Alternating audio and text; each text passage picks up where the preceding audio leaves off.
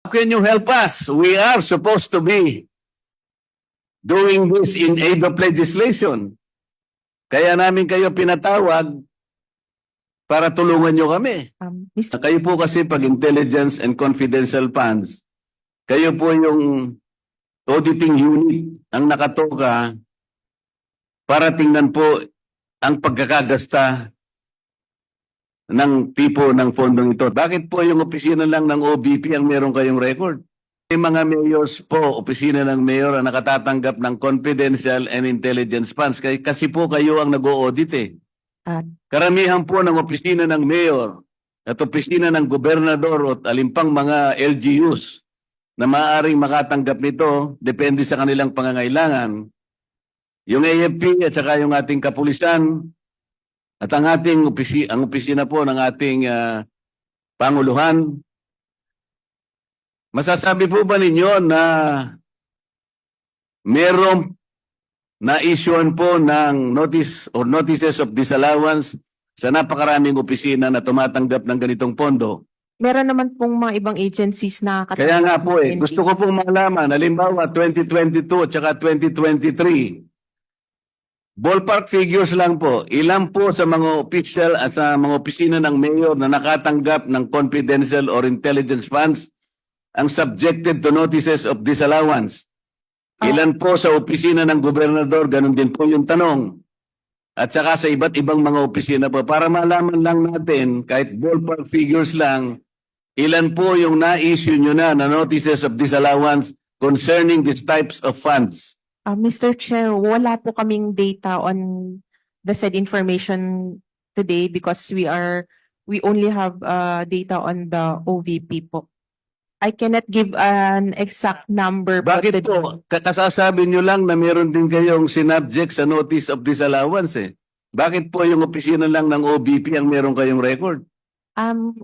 Yung hawak po namin ngayon, Mr. Chair, since ito po yung subject ng inquiry, we are prepared as to the OVP. Pero as to other O sige po, agencies- ganito na lang. Meron po ba kayong estimated na bilang ng na-issue nyo na kayo po kasi pag intelligence and confidential funds, kayo po yung auditing unit ang nakatoka para tingnan po ang pagkakagasta ng tipo ng fondong ito. Tama po? Tama po, Mr. Okay. Chair.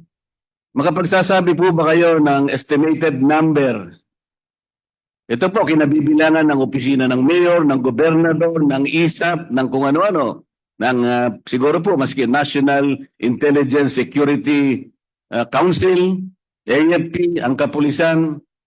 Can you provide us a ballpark number of the notices of disallowance that your office has initially issued?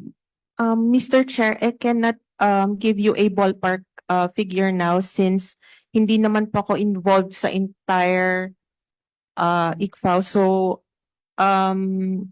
wala po bang isa sa inyo na nakaupo ngayon sa aming harapan ang makapagbibigay man lang ng estimated number? Napakarami po ng mayor, napakarami po ng gobernador.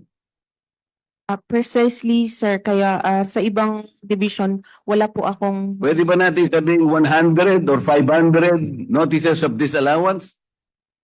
I cannot say po, Mr. Chair. Sir, I really cannot give an exact number Hindi nga sabihin mo today. lang, marami. Attorney, Medyo marami. Attorney Camora, could you please submit the documents that the Honorable Marcoleta is requesting? Yes. Kasi sa ngayon, bago As ako to the mag-close, numbers. Mr. Chair, I want Yes, to wind Mr. up now. Yes. I want please to wind wind up now. Can you at least sabihin mo lang, marami, medyo marami. Pati ba naman yun, hindi mo... Ang dami po nating mayor dito sa buong Pilipinas, ang daming gobernador, pati kapulisan, ISAP, AFP. So sabi mo kanina, marami na-cover ng ilan ba? Madam Chair, kung yung current year, I can answer na O yung on the average noon, yung halimbawa 2020, 2021, 2022, by way of your experience, by way of your former data.